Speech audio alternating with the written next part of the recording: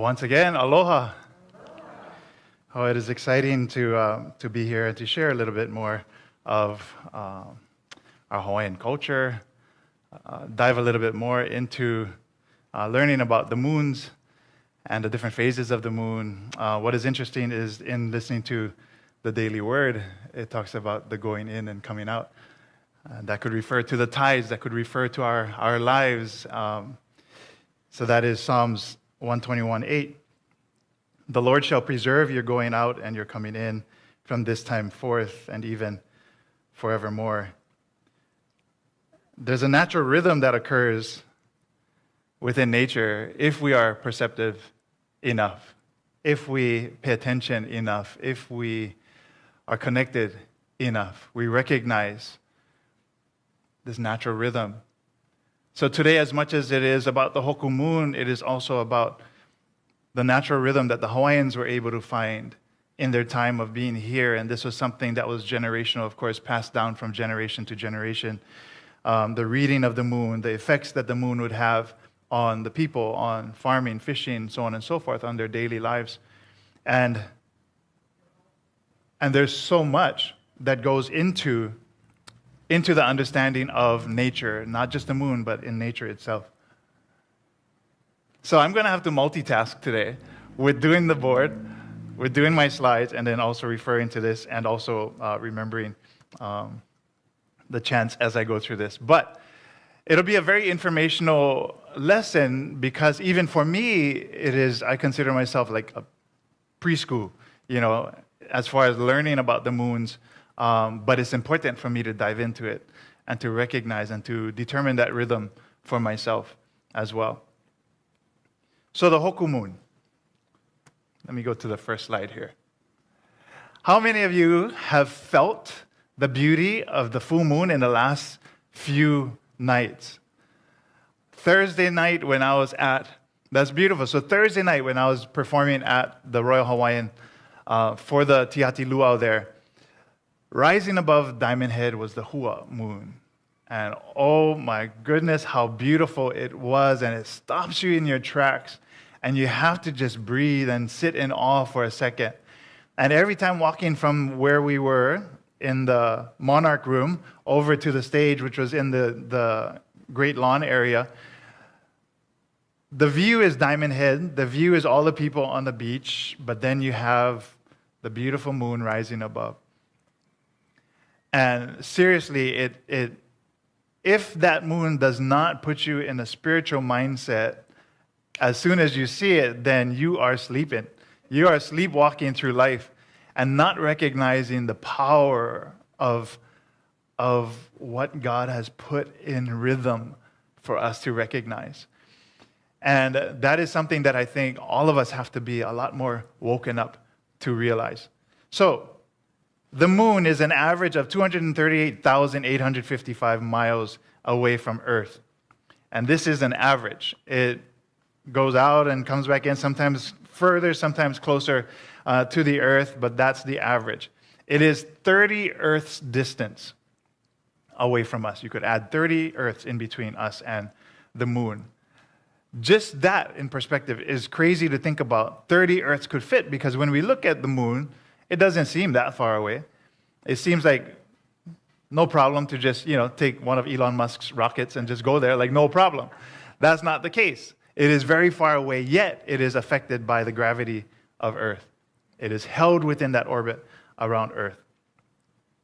So it still has an incredible effect on our oceans, our tides, on us as people, because we are 80% water as well. So it definitely pulls and tugs at us as well. So no doubt about it, whether you realize it or not, you are affected by the moon. So just tell me, shout out whoever wants to shout out. You're all in your masks, so we're okay. Tell me, give me by one word, how did the full moon this past few nights make you feel? Happy. Magical. Thankful. Holy. Anybody else? Inspired. Beautiful. Let's breathe into those words a little bit. That is exactly what I believe the moon is put there to do for us. All of those things. To bring about that awareness, and if we are aware, then we get to enjoy in what the moon has to offer for us, that energy that it gives off. So, again, we only know it if we're sensitive to it. In our Hawaiian culture, if someone didn't know the phases of the moon, they were considered ignorant. So there's a olelo no eao that talks about that. And it talks about the children learning the phases of the moon from baby age. That way, as they grow up, they know what the moons are and how it affects us on a daily basis. So it's called kamali'i. Well, the olelo no eao itself is kamali'i ike ole, ika helu po. Muku nei muku kamalama, hilo nei kau o hoaka. And this is number 1471 in Olelo no Eao by Mary Kavena Pukui. And it translates to children who do not know the moon phases. Muku is here, Muku is the month, Hilo comes next, then Hoaka. And there's a little hand exercise and chant that goes along with it that I'm going to invite Lauren Chang Williams to come back out and help me with this. She knows it, I do not. So we are going to perform this chant. So if you want to follow Lauren, please do so. She's just going to do hand motions that tells you of the different phases of the moon. So, okay? All right, here we go. You're doing it. I'm not doing it. So go ahead. I'll try. Okay. Kamali'i ike ole, ika helu po. Muku nei, muku kamalama. Hilo nei, kau ka hoa ka. E ha ku, e ha ole, huna mohalu hua akua. HOKU mahealani kulu. E kolu la au, e kolu ole, e kolu ka loa. Kane lono mauli pao. Okay, you got it? All right. I think you got it. We're going to do it a little bit faster, okay? Like just a little bit. Yeah? Okay, last part will be slow. Okay, you ready? All right, here we go. Kamali'i ike ole ika helu po. Muku nei, muku kamalama. Hilo nei, kau ka hoa ka. E ha ku, e ha ole. Huna mohalu hua akua. HOKU mahealani kulu. E kolu la au, e kolu ole, e kolu ka lua wa. Kane lono mauli pau. How about a big hand for Lauren? Beautiful. Thank you so much. Thank you. So that's such an amazing way to memorize the phases of the moon. Of course, I couldn't do two things at once, watch her and read my notes as well. But if you would like to learn that particular game for the kids, then you can go on YouTube, and it is there for the Hawaiian phases of the moon. But those are super important to know because it affected every part of our lives. Also important to know was the stories that went along with the moon. And there are many, many, many stories, Hawaiian myths that go along with Hina, Mahina, who is the woman of the moon. And when we talk about Hina, we do it all the time for our Tihati shows. And it's very slight in what we tell of the beauty of Hina and how she affects our oceans and tides. Therefore, she affects the way that we lived here. Also, Hina was given that distinction of guiding our ancestors safely on their epic voyage. safely is just thrown in there because we know that their voyages were quite tumultuous as they traveled throughout the Great Pacific Ocean. So one story of Hina is that this is Hina Hanaya Kamalama, and a woman who was struggling on earth, either with her brothers or her husband. She was trying to get away. She tried to climb to the moon or to the stars. To the sun, she got burned and fell back to earth. She continued her search and saw a moon bow one night, and she decided to climb the moon bow to the moon, and that became her place. She found her home once she found her way to the moon. So it teaches us to not stop, to have courage, to continue to pursue that place until we feel that it is where we belong. And that is one way of telling the story of Hina. So this is the Hawaiian Malama, or month. And within this month, it is broken down into 3 different periods, right? So one Malama is 29 to 30 days. 1 week is 10 days, or it's called an Anahulu. The first Anahulu is Ho'onui. And the Ho'onui period is the waxing period of the moon. The Poi Poi is the rounding, so the top part of that. And then on its waning is called Ho'emi. And those are the 3 10-day periods of the lunar calendar. So each moon phase is called Helupo, and each of those phases have a distinct purpose. Now, it may be sharing those purposes, as we have in the chant alone, you hear that we have HOKU, and Eha is 4, so you have the 4 ku moons, the 4 ole moons. On the back side, on the waning side, you have Ekolu La'au, or the 3 La'au moons, the 3 ole moons, and then the 3 Kaloa moons as well. So this is how it's broken down visually into the 3 different Anahulu.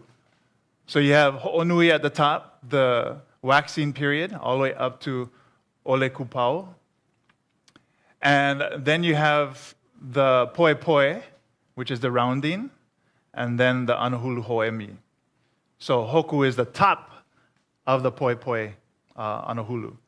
And it is said to be the fullest moon, which is HOKU. However, there are different informational apps that you could go to, but not all of them line up exactly the same. There's some that may be shifted. So on one app for this weekend, tonight would be the HOKU moon, when in actuality, HOKU fell maybe last night or the night before, Friday night. And then you have the HOKU moon and then Mahealani. So both of them are the fullest of the moons and powerful moons. And then you have Kulu, which starts the dripping or the dropping off of that. So this is what it looks like in our Hawaiian calendar, the 3 Anahulu and how the phases are broken down. So today is the 25th, and it says on this calendar that we are in Mahealani. HOKU was last night. The night before was the 23rd, Akua. And again, all of them are powerful moons. So it tells you on the bottom, the squiggly lines is the tides and how the moon is affecting the tides on those particular days. So why is it important to know the phases of the moon? Hawaiian moon phases and its importance in Hawaiian life and in our modern day lives. Utilizing the moon phases as a practice, a guide, a way of understanding its function within nature and time. Finding harmony between man and nature came by learning the effects of the moon's gravitational influence. It was necessary to know which phase the moon was in order to be most productive with fishing, with farming, with building, business, childbirth, etc. Knowing the phases helped to set expectations of good and also bad outcomes as well. Now, when we think about the phases of the moon, if we're not connected to what it means for us here and the effects that it has on us, then maybe it will just wash over us, and maybe we wouldn't quite know that we were affected by it. However, if we pay attention, and we pay attention to the things that we're setting up to do, big business transactions, buying a house, buying a car, big decision things, then you would steer clear of the ole moons. And you all know Aole, but ole, not to do anything on those nights of the ole moon. And you have both the 4 nights on the waxing side and the 3 nights on the waning side. So you have to be really careful on those nights. So those nights, instead of doing big things, you would do little things like chores around your house. Nothing that would affect your health, nothing that would put you in danger at all or at risk. And to me, the ole moons were just a time for rest, relaxation, right? To do the menial tasks so that you weren't overburdened, and then you would rest and recuperate enough to start building once again. And we'll go through the basics of the different moons. And as you can read here, I put all the different effects of them. So you have the Hilo Hoaka begins the phases of the moon cycle, the 4 ku moons, the 4 ole moons. Huna Mohalu, Hua Akua Hoku Mahialani belong to the Anahulu Poi Poi, which is that very productive time. So how many of you felt yourselves extra productive on these last 4 or 5 nights? Okay, so I would suggest that all of us, myself included, pay attention to the Hawaiian calendar and really write down what things you have accomplished, what things you set aside, what things were of burden to you, and what particular moon was coordinated with that feeling as well. So pay really close attention to all of that. The 3 la'au moons, which is la'au, which is good for fishing, pole fishing. La'au moons are also good for harvesting medicine, planting leafy vegetables. Other moons are good for planting banana or planting taro. And the Hawaiians paid very close attention to these moons. The difference, as I read in one article, was that if you planted the kalo on a different night and not the full moon, the kalo wouldn't grow straight. The kalo would be bent as it grew. But when you planted it on the full moon, on the HOKU moon, say, then it grew tall and strong. That was the difference. And those little differences really affected the Hawaiian culture, right? And so by them paying attention to these little details, they're able to fine-tune the way that they lived, the way that they were in balance, the way they felt the going in and the coming out of the tides. So this is not necessarily an example, but it marks time as well. And in studying the moons, my father had just passed away, and yesterday we celebrated his life at Lili'okalani Church in Haleiwa. And in studying my father's birth and passing, he was born in 1938 on the Ole moon, or Ole Pau moon. And it just tells me that on that night, it was nice and quiet and subdued.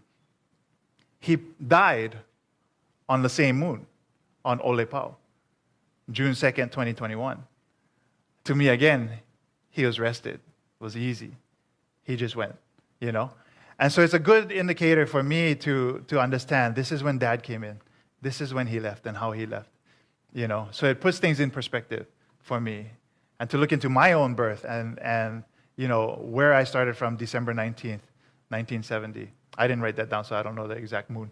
But it helps to be mindful of these things as we walk through life. So anything else on here? Kane, Lono, Mauli. Muku is a dark moon. So it's a good night for torching. So that's how it indicated the importance of the different moon phases to our Hawaiian people.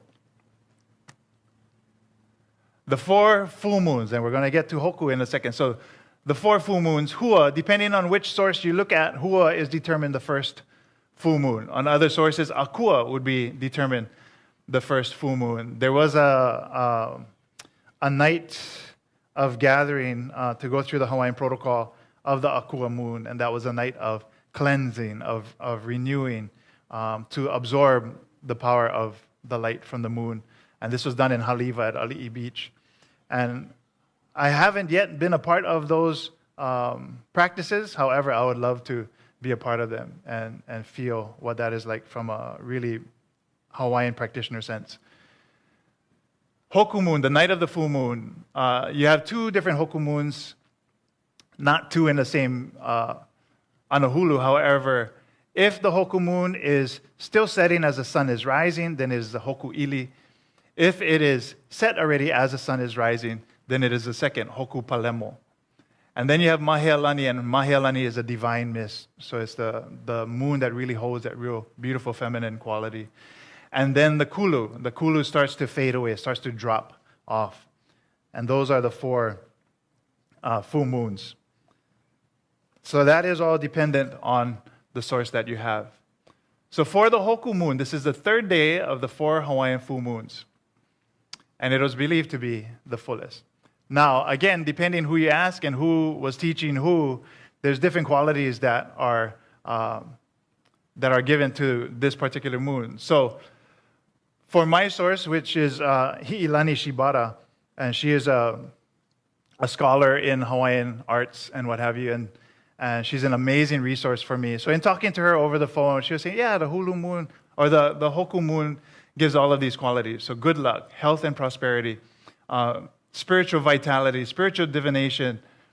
Fishing is good at sea, not on shore. Very productive time.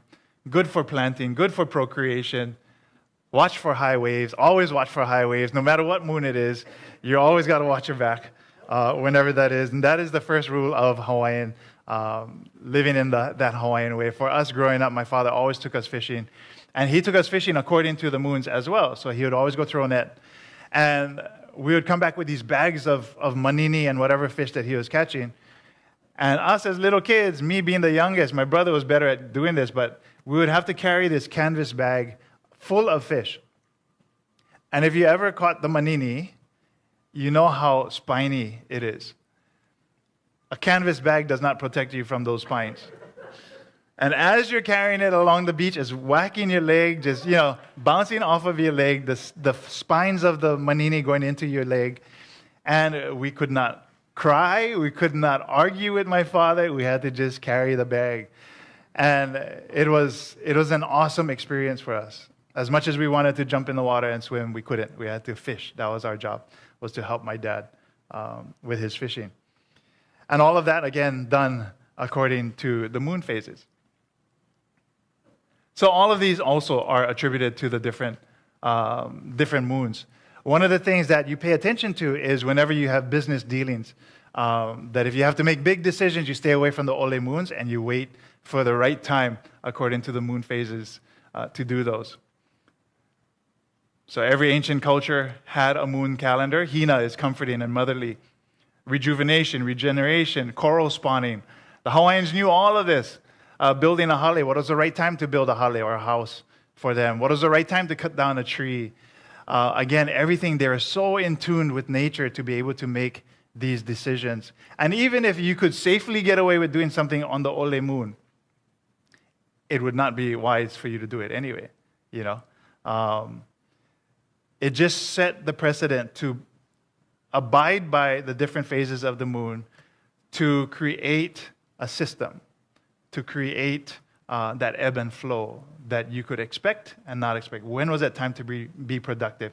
When was that time to relax and be calm? When was the time for healing, so on and so forth? So this again all came from Hi'ilani Shibata.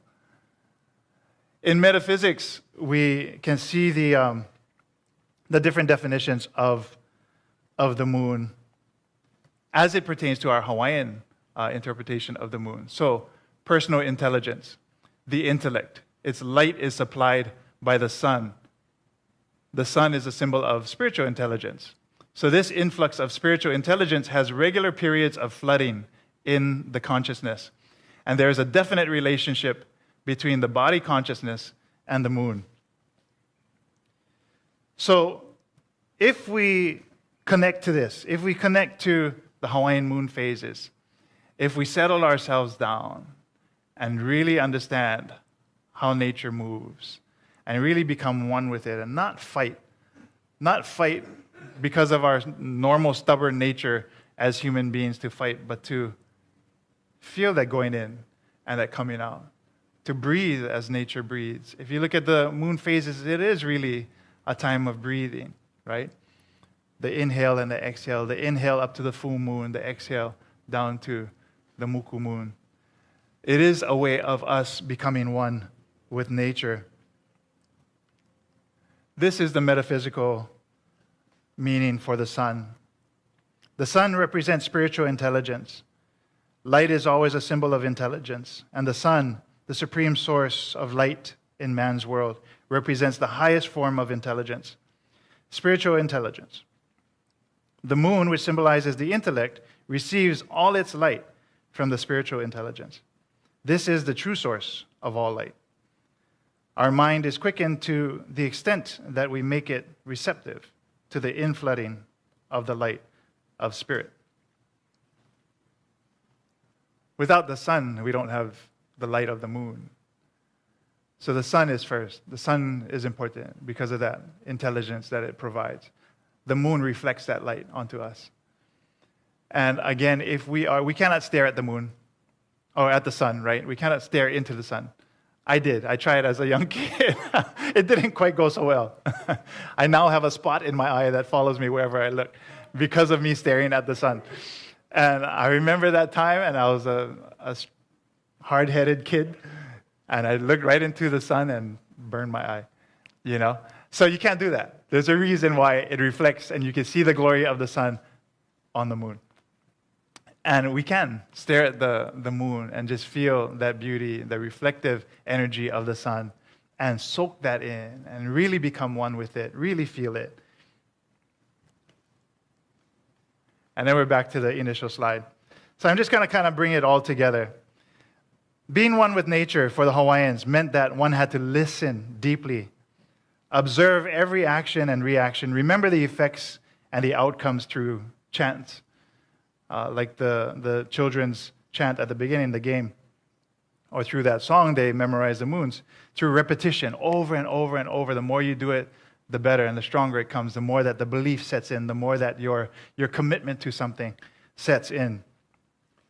React by adjusting to their surroundings to maintain that harmony. Don't try to change nature. Don't try to change that harmony, but become a part of that harmony.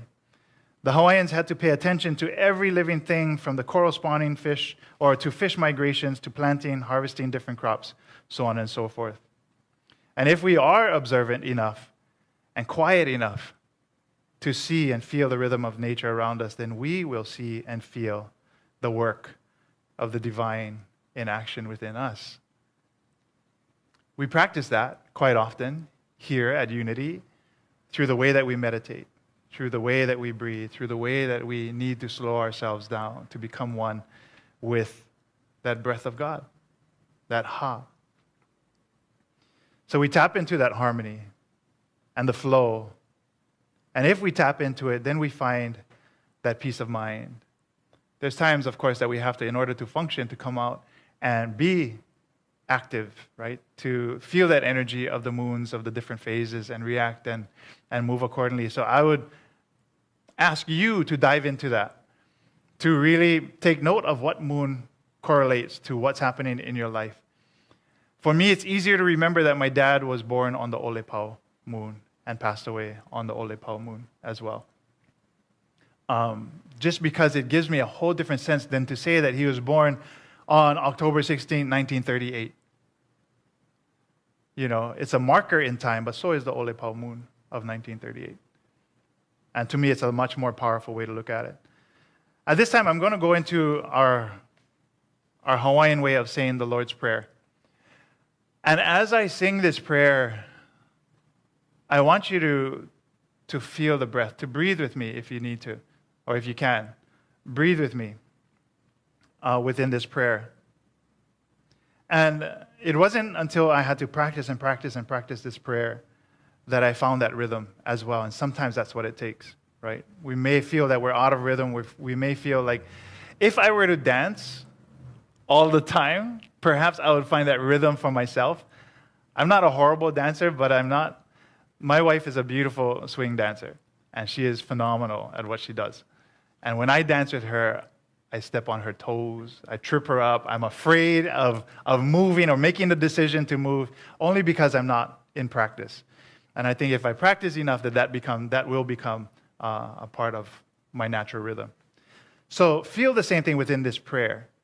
Close your eyes and really start to breathe. You're going to hear me taking those breaths in and releasing that breath in between every stanza, every breath mark.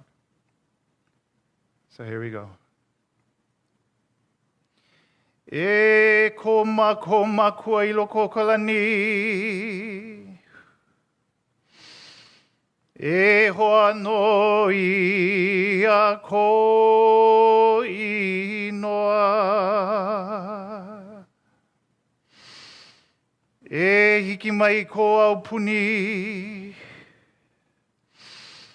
E malama ia ko make maka honua nei. E like me ia I malama ia maka. La ni la. E hawi mai ia mako I ke ia la. I aina mako no nei ala. E kalamai ho ia mako. I ka mako lawe hala ana. Me mako e kala nei I ka poe I lawe hala. I ka mako. Mai HOKU o ia mako I ka ho vale ia mai. E hopa kele no na ia mako I ka ino. No ka mea, no ke aupuni, a me ka mana, a me ka honani ia maoloa aku. Amen.